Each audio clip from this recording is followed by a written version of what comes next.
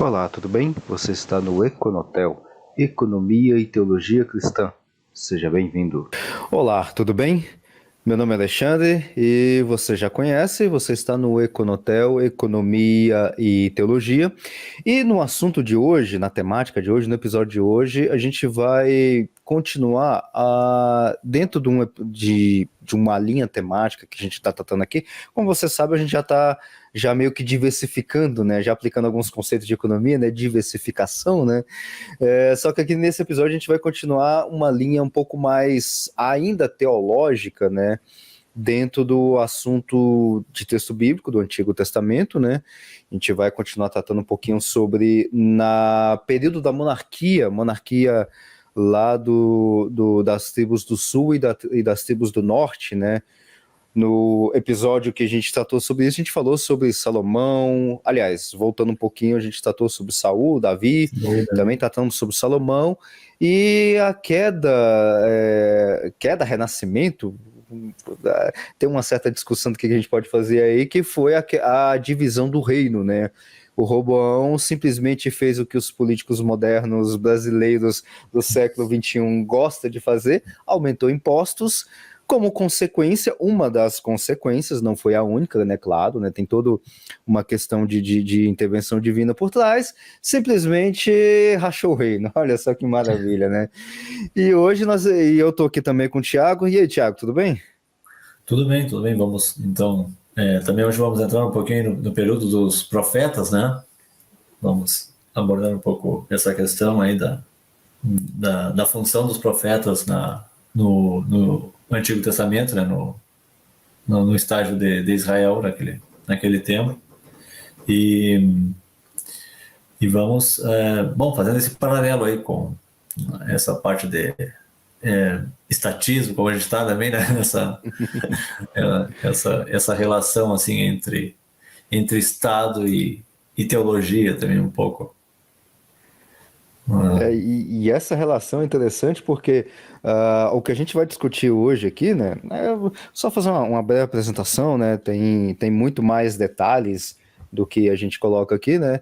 É um negócio que vamos jogar uma data aí aproximada, né? É alguma coisa que tem mais ou menos, arredondando as contas, 2.700 anos. E tem 2.700 anos de mesmos problemas que acontecem até hoje. É incrível, a coisa parece que não muda, parece que a coisa não vai para frente, tá? Só um detalhe, antes da gente começar efetivamente dentro do nosso assunto, o recado de sempre, né, que eu sempre deixo aqui, nós aqui não somos economistas formados e registrados no Codecon, no Cofecon, aqui no caso do Brasil, né? Nós estamos no Brasil, Sim. então não somos economistas oficialmente, tá? Não damos também, é claro, conselhos e sugestões de investimento, a gente não faz isso, a não ser investimento bíblico, né? A não ser investimento para você gastar dinheiro e comprar livros, tá? Isso aí a gente faz bastante, tá?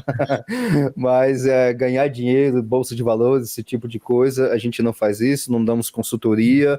E o principal, dependendo do momento que você estiver ouvindo esse podcast, né? A gente não faz uma datação oficial de quando a gente está gravando, porque a gente quer que justamente esses assuntos ficam vagando pelo tempo, né? Vai gastar aí 10, 20 anos, você pode estar ouvindo isso daqui a 30 anos, não sei como é que vai estar aí daqui a 30 anos, né? Então, apenas para deixar bastante claro que as nossas discussões aqui são discussões primeiramente teológicas, estamos num ambiente, num local, vamos dizer assim, num local cristão. Eu e o Thiago, nós somos cristãos já há bastante tempo, inclusive, tá? Então a gente está num ambiente cristão.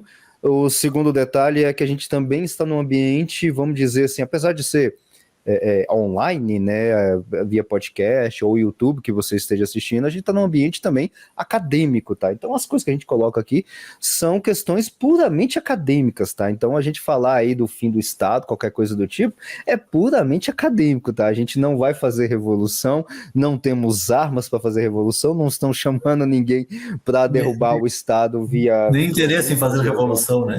São apenas discussões teóricas sobre discussões assuntos que teóricas, a tá? gente, a gente gosta de ler sobre e conversar sobre, nada mais. Nada mais. Então não mande Polícia Civil, Polícia Federal ou qualquer outra coisa do tipo na nossa cola, que é apenas uma discussão teórica, tá? Então a gente não pega em armas, não vamos derrubar, fazer revolução. Dados os recados de sempre eu vou estar colocando esse recado para deixar bastante destacado, né? Porque a gente nunca sabe como é que vai estar o amanhã. O amanhã que eu quero dizer, o amanhã em relação à gravação que a gente está fazendo, né? Talvez o amanhã que você estiver ouvindo aí já mudou, foi tudo, tá? Então é sempre bom deixar isso bem destacado. Bom, então só para a gente fazer uma conexão, então, para a gente pegar um fio da meada aqui, né? Como você já está ouvindo aí esse podcast aí, e a gente já está, vamos dizer assim, a gente já começou o podcast já fazendo algumas alterações, né? Alterações on demand, como diz na economia, né? Então a gente já colocou aí alguns episódios sobre comentários de livros, tem algumas questões um pouquinho mais, entre aspas, técnicas, né? Uma palavra ou outra que a gente já começou a tratar, uma puxada um pouco mais de economia e uma puxada um pouco mais de teologia, tá? Então, só para a gente pegar um fio condutor, esse episódio que a gente está colocando aqui, a gente está meio que amarrando com os episódios anteriores, onde nós tratamos sobre texto bíblico, Antigo Testamento. Então, só para a gente se habituar, aliás, só para a gente se situar, o que a gente vai comentar hoje é um período que aconteceu na história de Israel, que está justamente depois do período histórico de Saul, que foi o primeiro rei, né, de Israel, Davi, que foi o segundo rei de Israel, Salomão, filho de Davi, até chegar em Roboão. Então esse é mais ou menos o fio condutor que a gente tratou aí num período de história antes, tá? Quando chega em Roboão, que a gente já tratou disso também, Roboão, filho de Salomão, ele simplesmente faz racha o império, império não, o reino, né? Israel nessa época não era império, né? Tem uma diferença também de império, de monarquia, de reino e tudo mais, mas depois a gente trata dessa nomenclatura em outra oportunidade, mas lá era reino, tá? Então ele divide o reino, ele racha o Estado exatamente no meio. Dentre várias questões, que a gente já tratou disso, uma das causas do racha do reino, uma das, não é a única, é justamente a questão do estatismo, né, do aumento estatal em cima das pessoas, tá? E a gente já tratou também, em outros episódios anteriores, que está nesse mesmo fio condutor, o período dos juízes, que a gente vai tratar aqui também, né, uma retomada dos juízes. Então, se você não ouviu, ouve lá esse episódio, que é justamente naquele período depois que vem Moisés saindo da terra do Egito com os israelitas, vem Josué conquistando algumas partes das terras de Canaã, e aí o período dos juízes chegando até Samuel, aí vem a monarquia e tudo mais. Então a gente está mais ou menos nesse contexto. Então Roboão faz uma besteira gigantesca, pesa demais os impostos, esse foi um dos problemas. Aumenta a carga tributária, né? Aumentou demais a carga tributária, né? E aumentou algo que já estava de forma excessiva com Salomão, tá? Ou seja, uma das causas da queda podemos dizer assim, da queda do reino de Roboão, como a gente colocou lá, é o próprio peso do Estado. Tá? O peso do Estado simplesmente rachou em 2 estados, né? O reino do sul, com as 10 tribos e meia, capital em Samaria, e o reino do sul são as 2 tribos e meia, Judá, capital em Jerusalém. Aí a gente tem o reino do norte, que são as 10 tribos e meia, capital em Samaria. Aí Roboão continua o reino dele no reino do sul, e aí aparece uma outra figura chamada Jeroboão, que vai ser rei daquilo que nós chamamos de reino de Israel, que são as tribos do norte. E aí vem desenrolando toda a parte da monarquia e tudo mais, e a gente vai chegar justamente no período... Na realidade, assim, no período da monarquia, dos reis subsequentes a Roboão e Jeroboão, vem também aquilo que nós conhecemos como período, entre aspas, dos profetas, né? Tem os profetas que a gente conhece bastante, como Jonas, Joel, Amós, Obadias, aqueles nomezinhos que todo mundo esquece e acaba se enrolando ali no final do Antigo Testamento. Então é tudo profeta, o profeta Elias, Eliseu também, tá? Então esses são os profetas que estão emaranhado na monarquia, tá? Então tem todo esse período aí, mas a gente vai enfatizar justamente o final, tá? A gente vai dar um salto histórico nessa questão, a gente vai agora praticamente para o fim do Reino do Sul, que é o tratamento que a gente não vai mencionar muito a questão do Reino do Norte, né, que tem, deixa eu só adiantar esse ponto, então o Reino do Norte, que são as tribos do Norte, que é o reino de Israel, né, com vários reis e tudo mais, aquele reino lá, ele se acaba no ano 722 a.C., tá, com a destruição lá do Império Assírio, tá, então ele se acaba lá. E o Reino do Sul ainda continua mais uns 120 anos, mais ou menos, e aí tem diversos fatores com relação à questão do cativeiro assírio, cativeiro babilônico, que a gente não vai adentrar nessas questões, a gente vai enfatizar justamente a questão, que é o que a gente está trabalhando, de economia, a relação com o Estado e sociedade e tudo mais. Esse é o nosso enfoque, tá? Apesar da gente falar de teologia, a gente não vai falar de questões teológicas profundas, de idolatria e tudo. Tem, mas não é a nossa temática. E a gente chega no Reino do Sul com um profeta que está praticamente já nos últimos 100 anos do Reino do Sul, até ir para o cativeiro babilônico, que é o profeta Isaías, né? E o que o Isaías está fazendo aí, o Tiago? Que a gente está vendo justamente nesse período aí, Isaías capítulo 1. Sim, bom, tá exortando o povo, né, ali a voltar-se, a arrepender-se, né, porque a gente pode até começar para dar o contexto aqui, né, para o verso 18, né, do capítulo 1, né, vinde, pois, e arrazoemos, diz o Senhor, ainda que os vossos pecados sejam como a escarlata, eles se tornarão brancos como a neve, e ainda que sejam vermelhos como o carmesim, se tornarão como a lã. Se quiserdes e me ouvirdes, comereis o melhor dessa terra. Mas se recusardes e fordes rebeldes, sereis devorados à espada, porque a boca do Senhor o disse, né? Então tá um convite, né, a arrepender-se e voltar-se para Deus, né? E aqui exortando e avisando o povo da ameaça da destruição, né? E na sequência até desse capítulo, interessante é que nessa exortação também lá no verso 26, né, essa primeira parte que eu li aqui foi do verso 18 ao 20, do versículo 18 ao 20. No verso 26 tem uma curiosidade. Restituirei os teus juízes, como eram antigamente, os teus conselheiros, como no princípio. Depois te chamarão cidade de justiça ou cidade fiel. Mas não era cidade de justiça, então? tá falando em voltar um pouco no tempo aí, né? Como nós comentamos no episódio dos juízes, né? Onde tinham juízes ali que eram levantados por Deus e que o povo reconhecia como autoridades e sempre quando tinha alguma briga entre eles, assim, algum conflito, né, a resolver, eles procuravam essas autoridades para que suas causas fossem julgadas, né?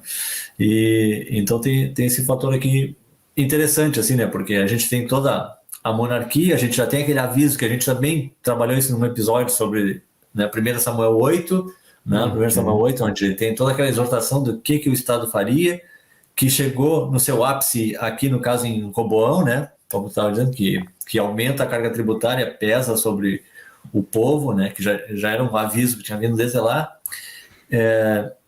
E aqui tem esse convite e essa, né, restituirei os teus juízes, né, como eram antigamente, os teus conselheiros como no princípio, depois te chamarão cidade de justiça e cidade fiel.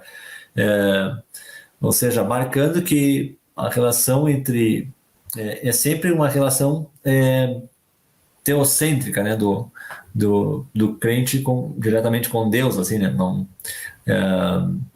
que embora, claro, a gente tem, obviamente, a Bíblia fala sobre a monarquia, teve um período monárquico por insistência do homem, né, porque tanto que naquele episódio, como a gente viu, Deus fala para Samuel, não, como é que ele não vou lembrar o texto exato, mas ele diz, não te rejeitam a ti, rejeitam a mim, para que eu não reine sobre eles.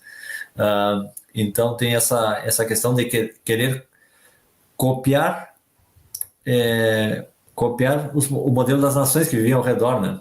Porque quando eles pedem um rei, é isso, né?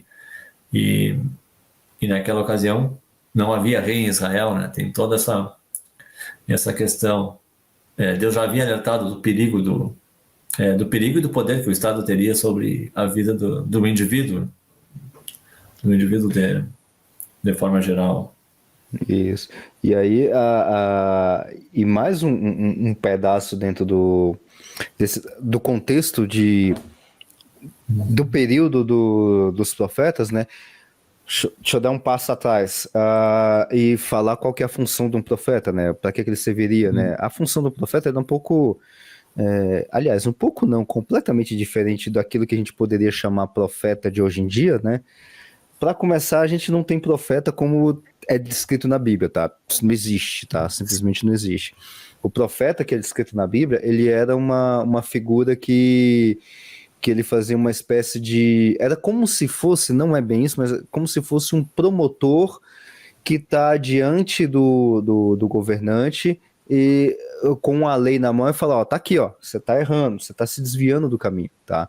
Era essa a ideia do profeta, ou seja, a ideia era que ele ficasse com a lei na mão, né? A lei ali, dentro desse contexto que a gente está trabalhando, era a Torá, né? O Pentateuco, e aí ele ficava batendo no povo e batendo no governante. Governante ainda, por quê?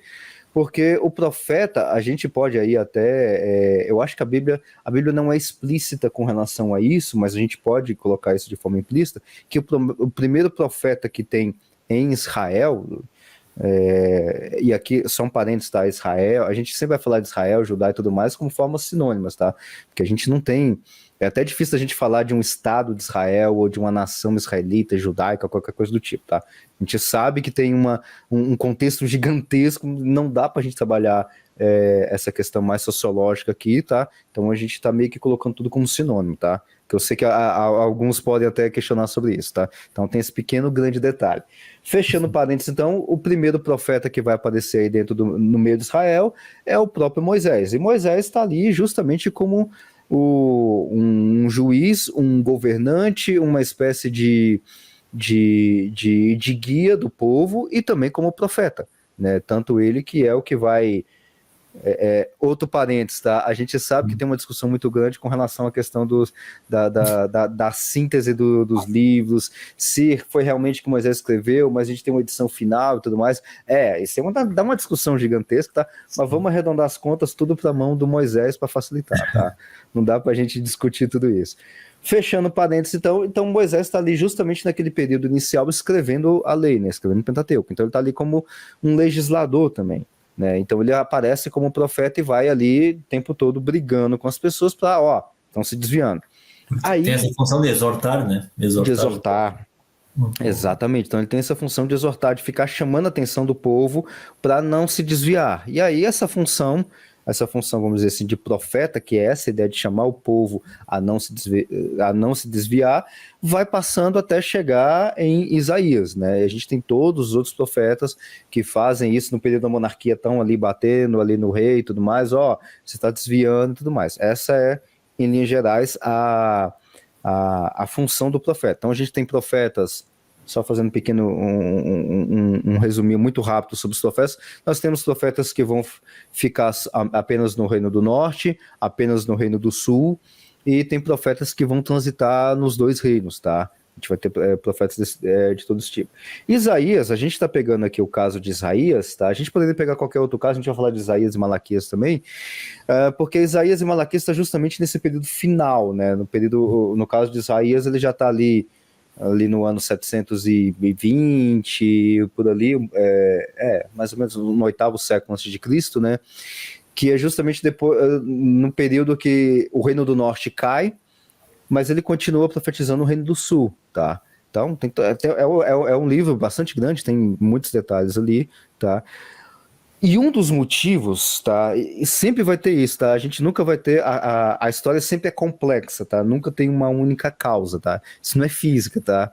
É por isso que é tão complicado, né? Física você coloca ali, determina, joga as variáveis, deriva as constantes da zero e pronto, já deu o negócio. Não, aqui a coisa é muito mais complicada, tá? Não tem matemática para facilitar as coisas, tá?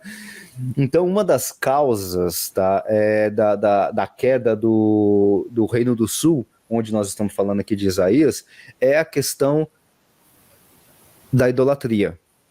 Só que tem um ponto a mais além da idolatria. A idolatria vai acabar levando o povo para o cativeiro, ok. Só que tem um ponto anterior à idolatria, né? Como é que acontecia a idolatria dentro, e aí mais especificamente no Reino do Sul, né? A gente tem bastante sobre isso. A gente tem um povo que está se desviando constantemente, né? Então, esse é o primeiro ponto. O povo está se desviando da lei. Aí por isso que a gente tem muitos profetas que estão batendo. Só que, assim como acontece hoje em dia e naquela época também já aconteceu, ou seja, tem mais de 3.000 anos que a coisa nunca muda, a gente sempre tem conluios, a gente tem sempre ajuntamento de pessoas se juntando com outras para tomar poder, tá? Não é da República Brasileira, tá? Não é de hoje, tá? Isso já acontece desde aquela época. Por quê? O que que acontece? Os profetas, a gente não tem só os que estão na Bíblia, tá? Tem um monte de outros profetas, né? Tinha muitos profetas que se aliavam ao rei, ao monarca, à monarquia, aquela que a gente já discutiu lá, que o povo tanto queria, e Deus falou, tá, o monarca vai fazer tudo isso com vocês. Não, a gente quer ser igual às outras nações. Então toma, né? E toma-lhe porrada. E aí começa a porrada. Aí, igual a gente falou do caso de Roboão, que acabou perdendo uma boa parte do reino, para não perder o poder, e para o profeta não desviar o povo do rei, não de Deus, é um negócio assim, bizarro, né? Para não ter isso, o que, que o rei faz? Faz conluio com os profetas, não só um, mas com vários, tá? Com vários profetas. Então a gente tem quase que uma classe de profetas que estão dentro das cortes. Tanto que é um enfrentamento clássico de Jeremias, né? Desculpa cortar, mas só para lembrar que no livro de Jeremias a gente encontra, né, esse confronto entre o profeta de Deus e o profeta amando do rei, né? Amando do rei, né? E é um negócio assim. Profetizava só o que o rei queria escutar, né? Só que o que o rei queria ouvir. Cara, é um negócio incrível, né? Então a gente tem um caso de Jeremias, a gente tem os casos clássicos ali de Acabe e de Jezabel, que inclusive tem até os profetas de Baal, né? Que estão dentro da corte, dentro da corte de Israel, não é? É um negócio muito louco, né? Então o rei acaba se alinhando com os profetas, né? Depotismo, né? Não sei se é nepotismo, o que é isso, ou é só corrupção pura mesmo, né? Não sei se tem algum outro nome, né? Então os caras fazem isso justamente para poder corromper o povo em diversos sentidos. Na nossa linguagem aqui, no nosso contexto que a gente está trabalhando, isso já é vamos dizer assim, não é uma novidade. Isso é simplesmente o Estado no seu estado puro de ser, na sua essência. O Estado, dentro da sua essência, ele já é corrupto por si só, de forma natural, tá? De forma simplesmente natural. Isso é o Estado. Tá? E aí, detalhe, não estou falando do Brasil, século XXI, não. Eu estou falando de um povo escolhido por Deus, Antigo Testamento, século VIII a.C.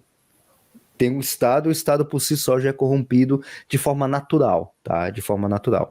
Então a gente tem isso, e aí o que que eu só fechar esse ponto. O que que o rei, em conluio com os profetas, está fazendo? Desviando o povo, levando para as idolatrias. Então a gente tem os poste-ídolos, tem toda aquela parte de desvio completamente, levando o povo para a idolatria. Isso no Reino do Sul. O Reino do Norte é uma bagunça completa. Tá? O Reino do Norte, só para você ter uma ideia, o Reino do Norte a gente não tem uma dinastia de reis. Tá? Como a gente tem no Reino do Sul. A gente tem no Reino do Sul, a gente tem Davi, Salomão, Roboão, e o próximo depois de Roboão é filho de Roboão, o próximo depois dele é neto de Roboão, e assim vai, né? Tem toda uma dinastia, toda certinha, tem Josafá e tudo mais.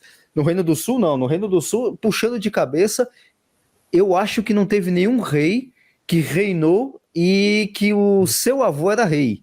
Eu acho que não tem. Tá, puxando de cabeça. Era só o pai, o filho, aí corta a descendência, coloca outro, assim, uma bagunça completa. Porque a corrupção no reino do norte de Israel era... Eu não sei se dá para dizer que era maior ou menor, porque para mim corrupção estatal é a essência, né? Então, mas assim, digamos, uma certa percepção, né? A do norte era até maior ainda, né? Por causa dessa alternância de descendências. E isso levou a nação inteira a cair, Idolatria, ou seja, a própria corrupção dentro do Estado leva o povo ao pecado, idolatria, que vai levar esse povo aos cativeiros. No caso do norte, pelos assírios, e se acabou o reino do norte, nunca mais existiu. E o reino do sul, que agora a gente está chegando em Isaías, já adiantando um ponto histórico, vai ser levado ao cativeiro babilônico, depois volta, tem uma restauração e tudo mais, se acaba de novo e só é restaurado em um negócio assim bem diferente do que a gente tem no texto bíblico, que é o atual Estado de Israel, que é completamente diferente da ideia que a gente tinha lá inicialmente, né? Bom, então, tá, esse é o contexto, né? Esse é o contexto no caso dos juízes e tudo mais. Mas, Thiago, o caso aí voltando depois dessa corrupção toda, né? Aí é o próprio Deus que está falando que vai restaurar os juízes, mas, Sim, e vai e chamar a conselheiros. cidade de justiça. Então, sim, porque o que vai pontuar é isso, né? Porque era essa relação teocêntrica, né? Porque quando Israel não tinha rei, não, era o único verdadeiro rei que estava que era entronizado pela nação, né? Pela nação de Israel, né?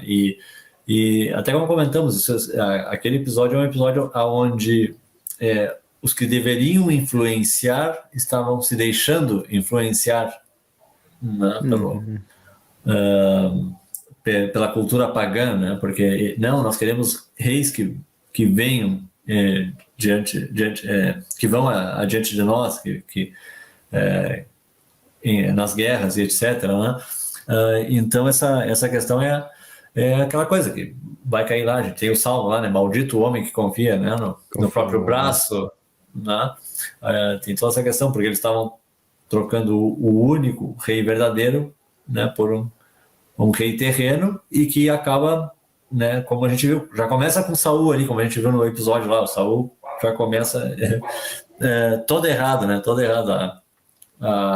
a questão do seu reino ali, começa querendo cumprir funções que não lhe cabem, né? Que isso é muito natural no Estado, querer abraçar tudo e acabar não fazendo nada certo, né? Querendo cumprir funções, porque inclusive querer fazer sacrifícios num lugar uma coisa que não competia ao rei de maneira nenhuma, né? Vamos ter vários episódios assim durante a monarquia de Israel. Então, quer dizer que o Estado assim gerado, né, ele não é uma coisa né, bem vista aos olhos de Deus, assim, o Estado, como esse Estado imposto, assim, né, como foi a monarquia, tanto que tem toda essa questão. E no período dos juízes era isso, eram vários juízes em várias regiões de Israel julgando, em determinadas regiões, julgando as questões do povo com base na lei que era religiosa, civil e cerimonial, né, que tinha a base comum, né, que é da Torá, que até a gente fez até uma certa relação que pode ser assim como os reveladores dos costumes e dos direitos, mais ou menos a grosso modo, se falando em termos assim como os pretores que revelavam o direito, depois que mais adiante, muito mais adiante na história, aí, quando no período de Roma, né? Romano, assim, dando um salto enorme, né? Assim, enorme, mas era esse contexto quase que esse contexto bem próximo ao que nós entendemos por direito natural, assim, esse contexto bem próximo, porque tem aquela cultura específica, aquele povo que reconhece a mesma lei e tem os seus juízes que revelam o direito ali, que lhe dão toda essa instrução, vamos dizer assim, essa instrução quando há algum conflito entre eles, e como uma ameaça de outro povo externo, o povo mesmo, eles voluntariamente se mobilizavam, né, ou pediam ajuda para as demais tribos, mas era um governo um governo teocêntrico, porque Deus falava por intermédio dos juízes, né, e eles tinham a lei também à disposição, a lei que foi dada a Moisés, Então tem toda essa questão assim que permeia, porque a criação do Estado foi o começo assim do desastre assim Começo do fim. do começo do fim assim, em termos de falando, né, claro, nessa parte, como eu vou dizer, claro que a gente sabe que o começo do fim, na verdade, está lá em Gênesis 3. Gênesis 3, porque Exatamente. claro que a gente, né, que tem toda a questão do pecado original, mas a gente está fazendo, como a gente diz aqui, uma análise assim, enfocando, né, para a parte que entra mais essa parte da política, mais como a gente entende hoje, né, assim, que começa aí, quando começa a se Israel querer copiar as monarquias ao seu redor. Obviamente que, né, a gente sabe que, na verdade, a questão lá, quando começou a dar errado mesmo, quando começou tudo a dar errado, é Gênesis 3. Isso, A exatamente. queda, né? É, Ah, e por aquilo, claro, a natureza do homem se inclinou, né, para o lado oposto, né, ao do Criador, lado ao oposto. seu É. Criador. Mas, claro, como o nosso objetivo de análise aqui é essa questão do Estado, a gente só pode falar né, a partir Uhum. quando principalmente vai se estabelecer a monarquia em Israel, e um período anterior a este era um período que Deus tratava com o povo através dos juízes. Né? E aí nós chegamos depois, passa pela monarquia, vem os seus profetas exortando, como estava bem já comentou aqui o Alexandre, e dá todo esse problema, porque os conluios com falsos profetas, obviamente, porque um, é, é preciso é preciso ser nécio, né, para dizer assim diz o Senhor quando o Senhor não falou, né, como o próprio Senhor adverte, né, a princípio, né, é preciso ser um nécio, né, porque é, e como era só uma questão de interesse, né, esses pseudo-profetas assim alinhavam com os reis e claro, levavam o povo à ruína, porque então sempre tem essa tensão entre obediência a Deus e obediência ao Estado, assim, sempre tem essa tensão que vai permeando a história, né? Principalmente aqui de Israel no Velho Testamento, é, que a gente pode ver aí. Não quer acrescentar algo mais, Alexandre? Só colocando um detalhe aí, que talvez tenha algum colega aí, que eu também estou divulgando entre os colegas aí, que não é cristão e tudo mais, então você pode perceber que tudo isso que a gente está falando aqui, dando exemplos, e são exemplos, obviamente são exemplos históricos, né? A gente está falando de texto bíblico e tudo mais, mas o texto bíblico ele tá. Não tem nem como a gente, vamos dizer assim, não dá para a gente entrar nisso, mas o texto bíblico, essa parte histórica dos reis e tudo mais, você tá amplamente já bem registrada na história, tá? Então, não é nenhuma discussão da Bíblia e tudo mais, não é nem com relação a isso. E mesmo que tenha algum colega que não seja adepto ao cristianismo, a parte do pecado e tudo mais, da queda do homem, que é justamente vamos dizer assim, a causa primária de toda a decadência que a gente está, ok, beleza, não quer o pecado, tudo bem, mas a decadência que nós temos aqui, tirando a causa espiritual, que é uma causa espiritual, né, claro, tá, fica só na terrena, então. A causa terrena da desgrameira toda que Israel entrou é o quê? É o Estado, tá? Isso é histórico, tá? Então não tem como escapar disso, tá? Simplesmente não tem como. Porque o que acontece aqui em Isaías, né? Isaías está justamente, e aqui é no primeiro capítulo ainda, tá? Ainda não começou ainda a pauleira que vai estar no resto dos outros 65 capítulos que se tem, tá?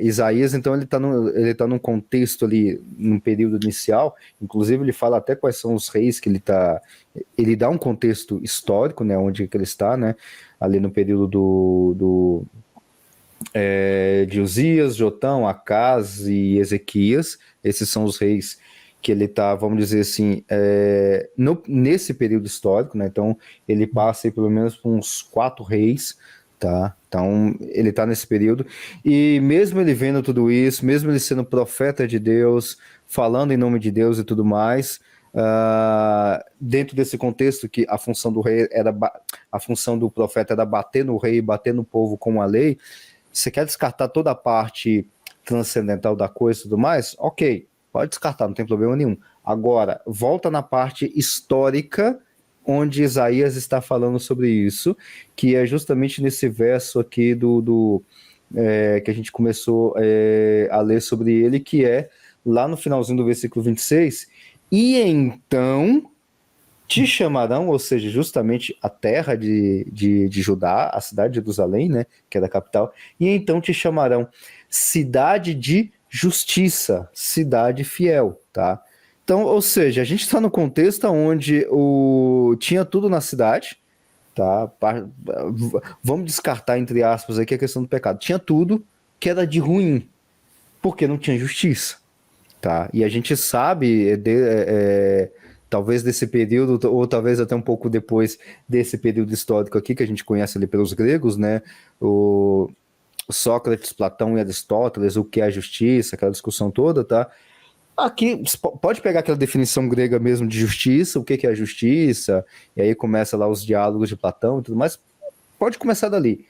Em Israel não tinha justiça, tá? A gente já começa por aí. Ou seja, nós temos uma coisa funcionando, um Estado funcionando, completamente corrupto, inclusive é um Estado que, na minha visão particular, a minha, Alexandre, seria o ideal, seria o melhor do que a gente tem aqui no caso de uma república, tá? A república, e eu tô falando no caso do Brasil agora, tá? Para mim, república não funciona em nenhum momento. A gente tá aí desde 1889 dentro de um golpe militar. De novo, só voltando ao recado anterior, tá? Isso aqui é uma discussão puramente acadêmica, tá? Então, eu não quero derrubar o Estado, tá? Vamos lá, discussão acadêmica. Fechando. Então, a gente tá no golpe militar desde 1889, numa república, e que durante esse período de república, contexto brasileiro, o que a gente teve de bom? Nada. Várias constituições, apenas um, deu golpe 2 vezes no Brasil, tá? Além de ter dado o golpe, virou ditador e colocou Constituição. E não é o presidente do período de 2018 e 2022, tá? Eu não sei quando é que você está ouvindo isso, mas não é esse presidente. É lá da primeira metade do século XX, tá? Getúlio Vargas. Esse cara sozinho conseguiu a façanha de dar 2 golpes, colocar, acho que foi 1 ou 2 constituições, acho que foi 2 constituições, e foi ditador por 2 vezes, tá? Simplesmente isso. Um cara só fez isso. Imagina o resto que a gente tem de história do Brasil, tá? Que é um desastre completo, tá? A gente tem aí, não sei se no momento que você está ouvindo isso mudou alguma coisa, mas no momento que nós estamos, a gente tem uma Constituição Federal de 1988, que tem simplesmente tudo. Não, eu acho que não tem o que não está regulado pela Constituição, tá? É uma Constituição completamente, altamente regulatória em todos os pontos da vida de um ser humano. Só fazer um comparativo de república com república, né? Compara, por exemplo, a República do Brasil e a República que nós temos nos Estados Unidos, por exemplo, tá?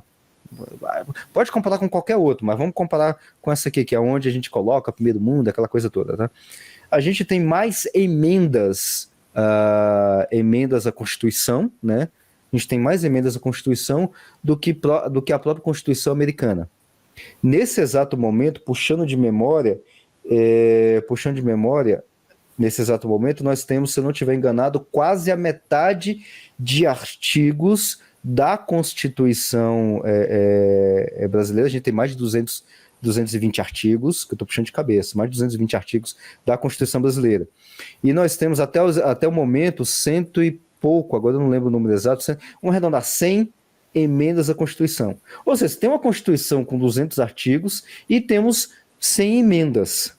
Se cada emenda dessa fosse... É claro que a emenda não é um novo artigo, né? Claro, ela vai revogar alguma coisa, vai regular outra, vai fazer algum ajuste e tudo mais, mas digamos que cada emenda seja um artigo.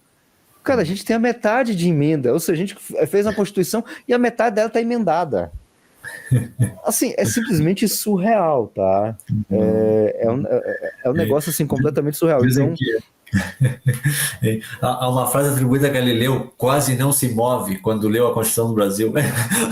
quase não se move, Não, né? não, não, não, Era uma piada, né? ele virou. Obviamente.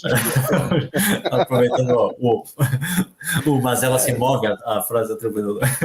Seria nessa, Mas ela se a nossa move, né? Constituição quase não se move, de tanta marca Quase não que se. tem.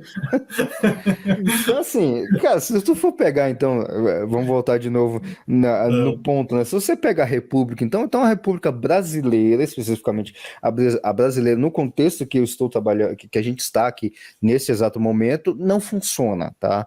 Literalmente não funciona, não tem como funcionar. Obviamente ela está funcionando, entre aspas, porque a gente está vivo, pelo menos até esse momento, né? A gente não sabe daqui para frente, né? Estamos livres da cadeia até esse momento, né? A gente não sabe como é que vai estar amanhã, tá? Então, assim, a gente tem uma, entre aspas, com muitas aspas, alguma liberdade, tá? Alguma.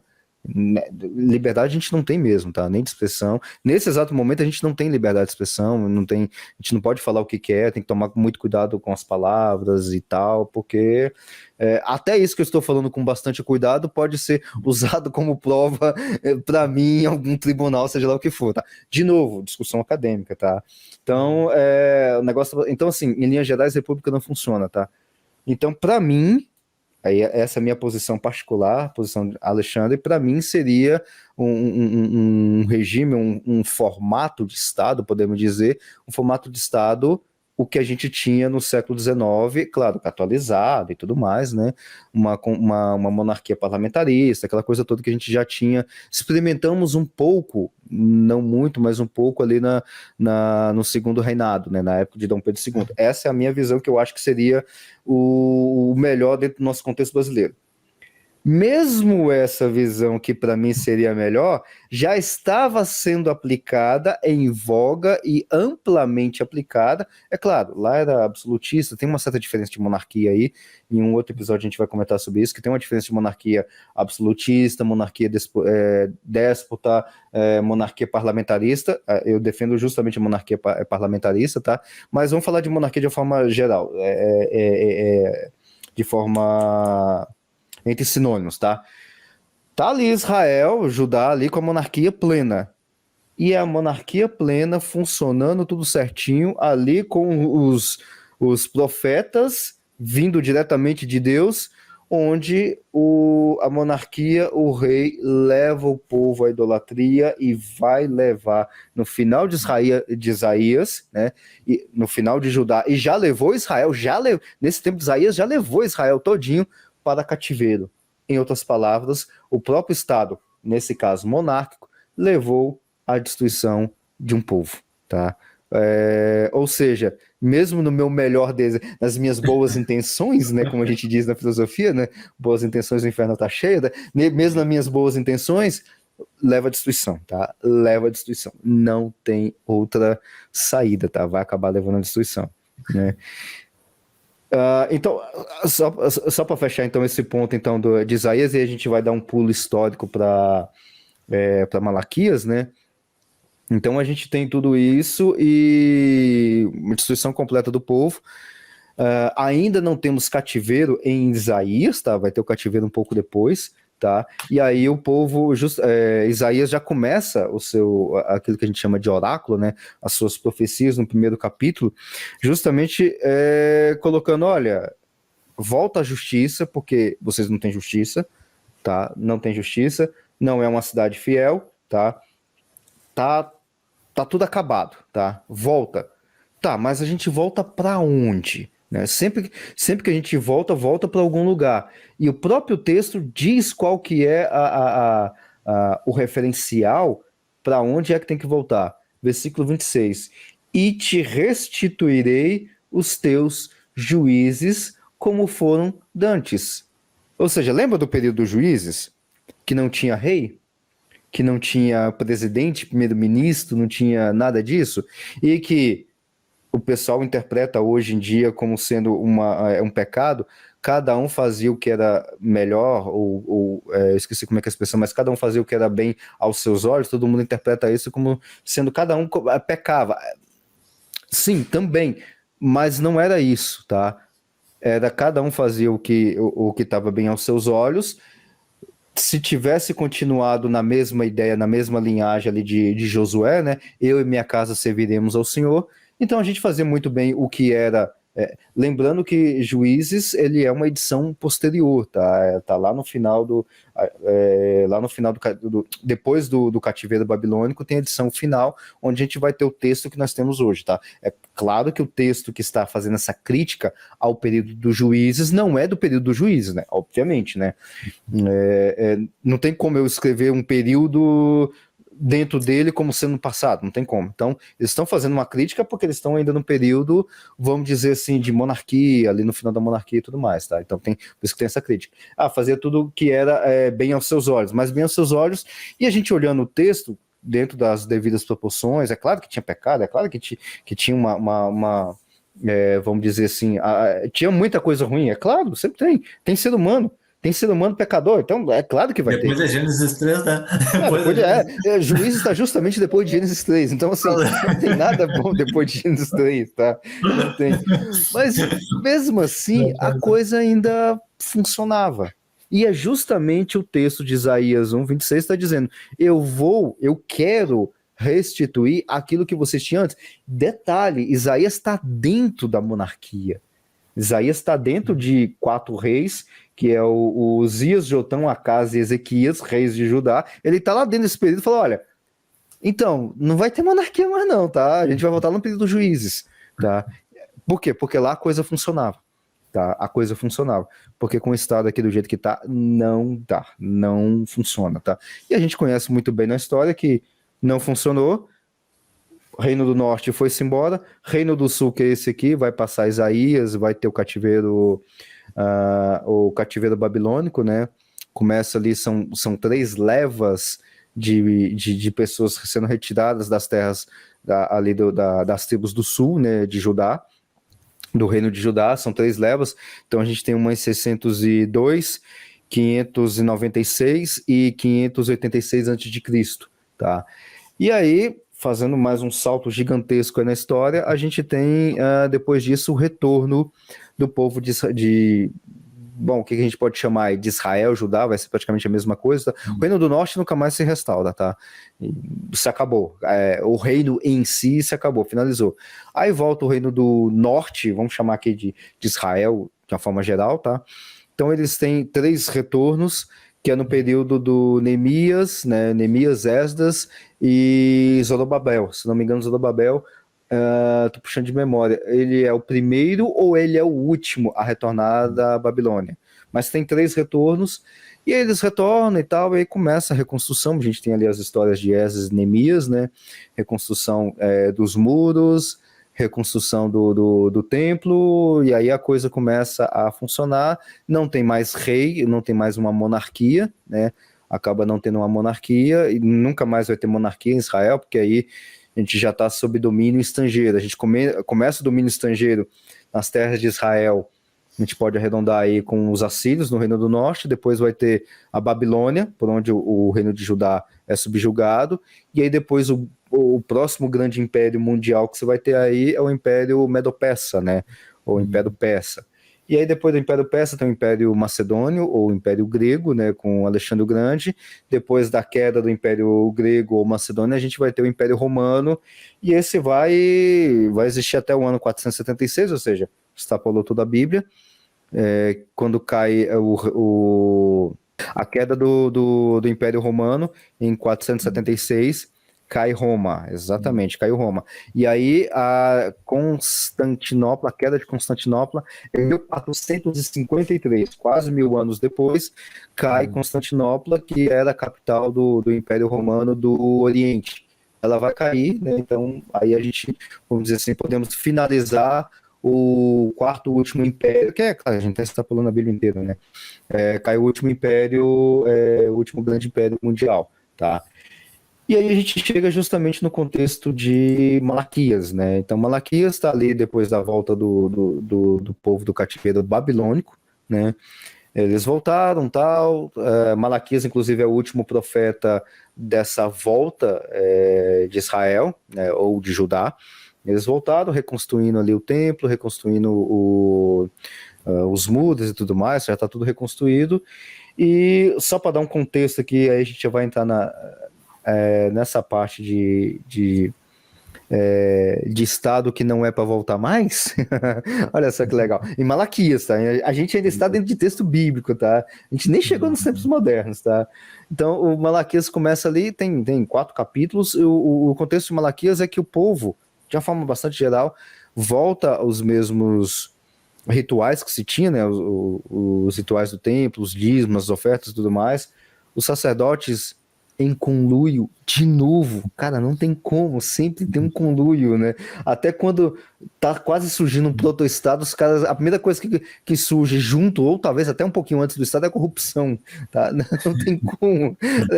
Parece que tá no DNA do estado ter corrupção, né? Aí eles já estão fazendo ali corrupção ali no meio, roubando as ofertas, os dízimos, e no primeiro capítulo Deus tem simplesmente nojo do sacrifício que estão fazendo, tá? Esse é um contexto um pouco mais, vamos dizer assim, um pouco mais religioso ali dos processos e tudo mais, tá? E a gente chega no capítulo 4, né? E aí o que a gente tem no capítulo 4 de sugestão, Thiago, sugestão? É para continuar? Vamos restaurar a monarquia? Vamos colocar o que aí? Vamos colocar um presidencialismo aí? Vamos colocar uma república? A República de Israel? Vai dar certo, é? Não, bom, posso começar ali pelo verso 4 ali, né, aqui do capítulo 4 de Malaquias, né, lembrai-vos da lei de Moisés, né, meu servo, a qual lhe prescrevi em Horebe para todo Israel, a saber, estatutos e juízos. E o 5, na sequência, eis que eu vos enviarei o profeta Elias, antes que venha o grande e terrível dia do Senhor, e ele converterá o coração dos pais aos filhos, e o coração dos filhos aos seus pais, para que eu não venha e fira a terra com maldição. Assim termina o livro de Malaquias, né? Então tem focando nessa questão aqui eis que eu vos enviarei o profeta Elias aqui, que é na verdade, né, João anunciando Jesus no Novo Testamento, né, uma figura aqui, então, claro, né, como uma figura, né, João vai, assim como os profetas exortavam o povo e exortavam os reis a voltarem-se para Deus e a seguir, e a voltar para a lei de Moisés, a cumprir os juízos e estatutos, o Elias, do Novo Testamento, vem João anunciando, né, então, arrependei-vos, né, porque... e como é que ele chama mesmo? Ele diz, arrependei-vos, raça de víboras, né? Raça de víboras. Né? E aí ele vem para anunciar a Jesus, ou seja, o rei verdadeiro, né? Que não está ligado a restaurar uma monarquia terrena ou um estado de qualquer natureza terreno. Aqui é claro, é muito claro o texto, né? Para instaurar aí o reino celestial, né? Um reino que não depende do braço humano, que não tem nenhuma relação com o poder terreno. No sentido, ele vem para salvar, né? Salvar a humanidade, né? Salvar o homem do pecado e instaurar o reino celestial.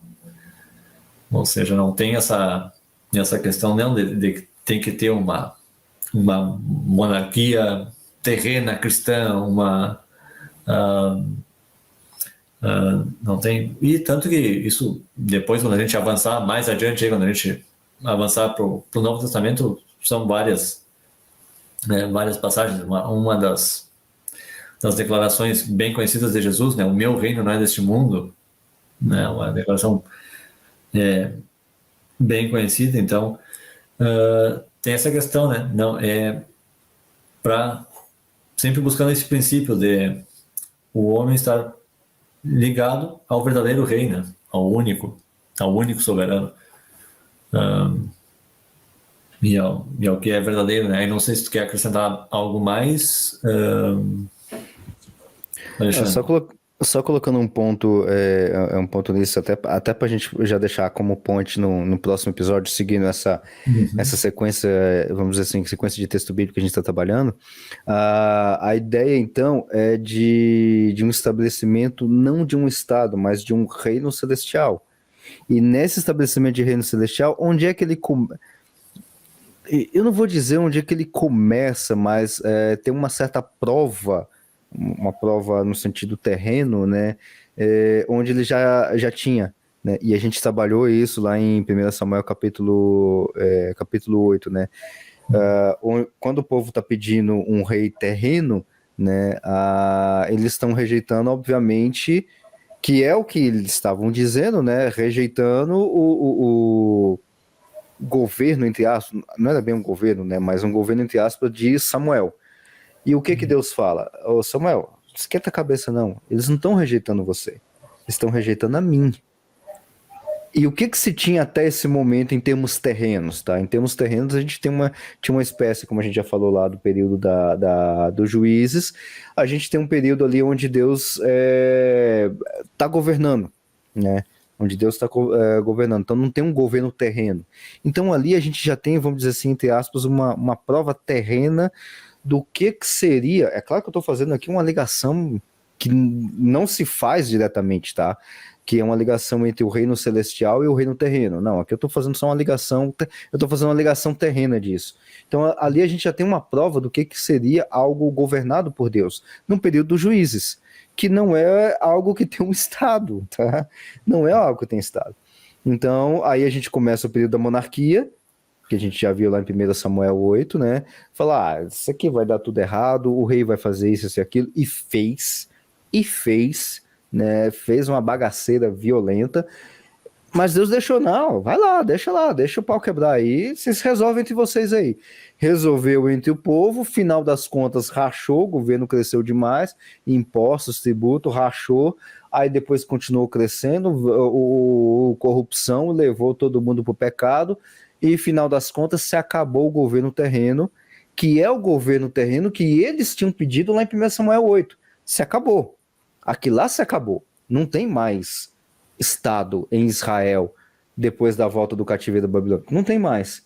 E aí a ideia é justamente que a gente já passou ali pro Isaías 1, né? Ou seja, vamos voltar para o que tinha antes, e agora finaliza justamente em Malaquias, né? Que fala, olha, tá bom, deu tudo errado e tal, então vamos fazer o seguinte, deixa eu montar aí o meu reino que eu quero montar, eu vou montar, tá? Vai começar assim, eu vou mandar Elias, que é, no caso, uma tipologia, né? Tipologia é como se fosse, não é, mas é como se fosse um símbolo, tá? Tipologia dentro da teologia tem um contexto um pouquinho diferente, tá?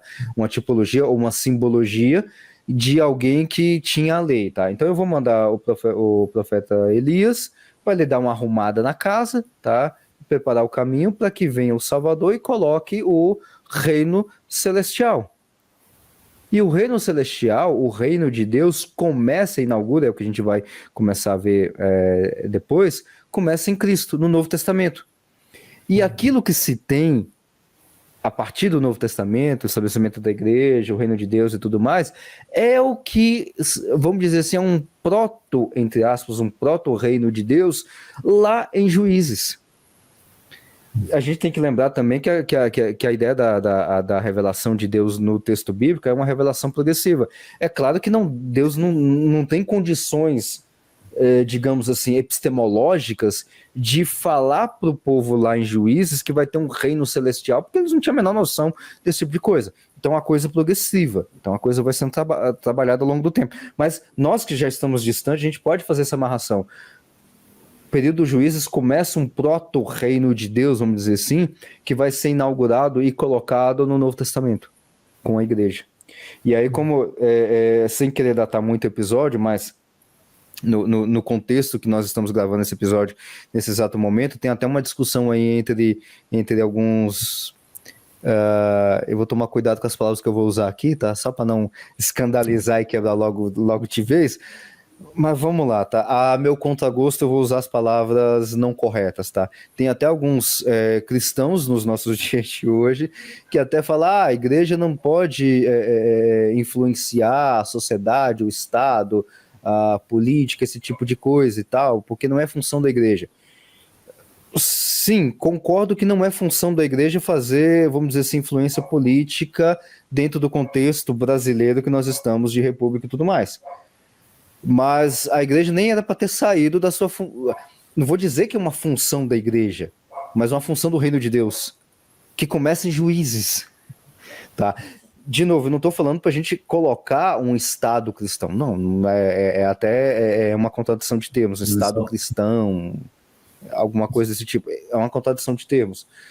Mas no contexto que nós estamos de Estado, que não é um Estado cristão, no caso aqui, uma república, a influência que a gente tem é justamente para, e aí é uma leitura que eu particularmente faço, para a diminuição do Estado, para que o Estado, entre aspas, ou melhor dizendo, para que a sociedade viva exatamente não vai ser, mas quase que um retorno ao reino dos céus, que seria no Novo Testamento que a gente vai ver, questão da igreja, a própria igreja cuidando das questões sociais. E o Estado está fazendo o quê? Não interessa. A igreja que estava tomando conta, inclusive na história dela, a cuidar dos pobres. Quem vai cuidar dos pobres é o Estado? Não. O Estado nunca cuidou dos pobres. Aliás, ao contrário, sempre roubou dos pobres, tá? E o termo correto é esse, tá? Então, de novo, acadêmico, tá? Então, assim, o Estado sempre roubou dos pobres, nunca cuidou dos pobres. Quem cuidava dos pobres? A igreja, tá? E a educação, quem vai dar educação? O Estado nunca deu educação pública gratuita de qualidade, que é uma contradição de 3 termos, tá? Quem dava educação antes do Estado, vamos dizer assim? A igreja. As universidades nasceram dentro das igrejas. E eu tô falando agora de século XIII, tá? Se a gente for voltar antes no tempo, a coisa é bem melhor e bem diferente, tá? Então, assim, a igreja já cuidava de toda a parte social, parte educacional e de várias outras coisas. Ou seja, era o reino de Deus que foi inaugurado em Cristo e estava funcionando. Tá? Eu não estou nem falando de Juízes, que é o proto-início. Eu estou falando do reino dos céus. Mesmo ali, tudo funcionando, tá tudo certinho, a igreja tomando conta, como diz Juízes, cada um tomando conta da sua vida. E o que a gente faz a mais? Não, vamos cuidar da nossa vida. Estado para quê? Para que serve o Estado? A não ser nos espoliar com impostos. Não serve para nada. E as estradas? As estradas a gente mesmo constrói. E as igrejas, e as creches, as escolas? A gente não pode construir isso, não? As sinagogas eram o quê? Na época de Cristo. Então, a gente precisava do Estado para quê? Tá? Lembrando que a gente vai entrar isso em detalhes, no Novo Testamento a gente não tinha um Estado como nós temos, um Estado que vai cuidar. A gente tinha um Estado externo que estava expoliando, não através de impostos, como a gente coloca hoje na República, os contribuintes, né? Não, lá expoliação, vamos dizer assim, aberta, tem que pagar, porque se você não pagar eu vou entrar e vou te matar. Assim, de cara, não tinha intermediação, tá? Era justamente de cara, tá? Então, é justamente esse fechamento, tá? Aí volta no texto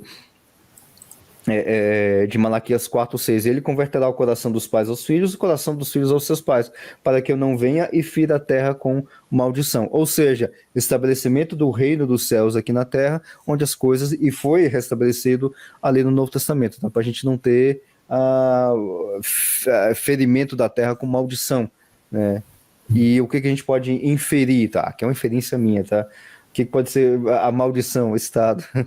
Porque é o que teve depois. Bom, então era isso. Então, você tem mais algum ponto, Thiago? Você quer Não, eu acho que fechamos por aqui, né? Deu para abordar bem, né, os aspectos que a gente queria colocar, né? Bom, então é isso. Então a gente vai finalizando por aqui. Espero que você tenha gostado, tá? E é claro, aqui a gente tá dando uma mesclada aí com alguns conteúdos, uma parte mais teológica, uma parte mais técnica, entre aspas, com alguns conceitos aí de economia, a gente está puxando algumas coisinhas, então está sempre procurando dando uma intercalada. De livros também, né? A gente já está trabalhando aí com comentários De livros, nem sempre, tá? Né? Como você já está observando, a gente está trabalhando apenas com livros de autores cristãos, né? Não, nem sempre, porque é aquela coisa, né? A gente tenta um contexto cristão, a gente também tem dentro do cristianismo aquilo que nós chamamos de graça comum. Então, se Deus abençoa um escritor para escrever coisas boas, coisas aproveitáveis, como Bastiat, Mises, Rothbard, Tantos o outros, né? Hoppe, Menger. outros, Menger também, o Bombavec, né, que não sei nem se pronuncia desse jeito, mas eu acho tão bonita essa expressão Bombavec, né, que é alemão, né, então assim, se Deus abençoe esses caras para escrever tanta coisa boa, então a gente tem que aproveitar as boas coisas que eles escreveram e aplicar naquilo que deveria ter sido aplicado desde a ensino do reino do céu, sem um estado terreno que só deu bagunça até agora, né? Bom, então é isso, senhores. Muito obrigado e até a próxima. Muito obrigado, até a próxima. Valeu. E se você gostou desse episódio, não deixe de avaliar no Spotify com 5 estrelas ou deixar o seu like no YouTube, caso você esteja ouvindo por aí.